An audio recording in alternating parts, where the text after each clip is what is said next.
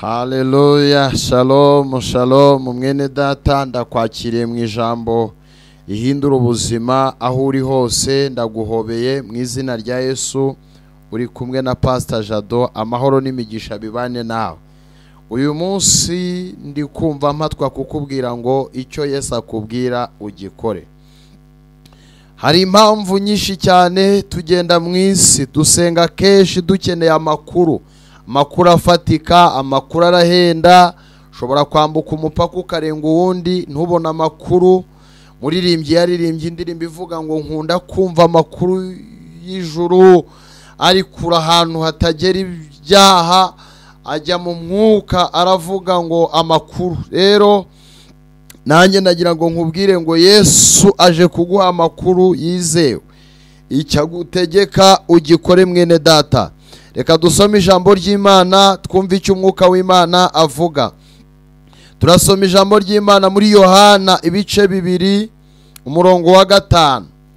Hari ijambo rivuga ngo nyina abwira abahereza ati icyo ababwira cyose mugikore.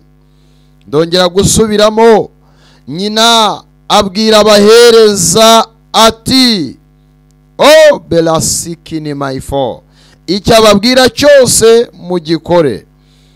Mu izina rya Yesu akira guhura n'imvugo y'Imana, akira guhura na Yesu mu mbaraga zo kwizera, mu mbaraga z'Uwiteka. Ugiye guhura na Yesu. Ndongera kubivuga ngo ugiye guhura na Yesu.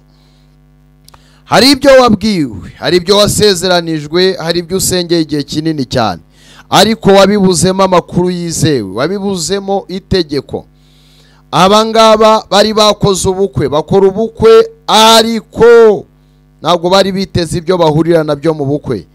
Ndagira ngo nkubwire ngo Yesu yahageze ntabwo yasubirayo adakoze icyamuzanye.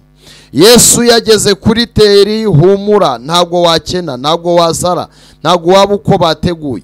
Hano muri ubu bukwe hari harimo abantu babiri, ubu bukwe bw'Ikana. Hari harimo abantu biteguye kubona ubukwe bupfa, hakabamo n'abandi bari biteguye kubona ubukwe bugenda neza. Ndagira ngo nkubwire ngo nubwo ubona ushiriwe, ibintu byose byanze byahagaze, ukaba ubona isi yagufungiyeho amaferi, Yesu aracyafite icyerekezo ku buzima bwawe. Yesu niwe muremyi wa byose, aravuga bikaba, yategeka bigakomera. Abangaba nabari bari hafi barabaza ngo tubyitwaye mute mubyeyi, ko tubona vino idushiranye kandi ibirori bigikomeje. Nagira ngo nkubwire ngo muri Yesu ntago bijya bishira, ntago bijya bibura. Yesu aracyafite umugambi. Mariya nk'uwaruzi imbaraga n'ubushobozi byari biri mu mwana we, aragenda yegera abahereza arababwira ngo icyo abategeka, icyo ababwira gukora mugikore. Ndabizi neza hari imbaraga iri muri Yesu ikora ibyananiranye. Nubwo ubona birangiye, nubwo ubona ushiriwe, nubwo ubona ugeze ahantu bigucanze, Yesu aje gutegeka. Yesu aje kurema ubuzima bushya. Yesu aje kugukura mu gisebo. Yesu aje kugukiza ikimwaro.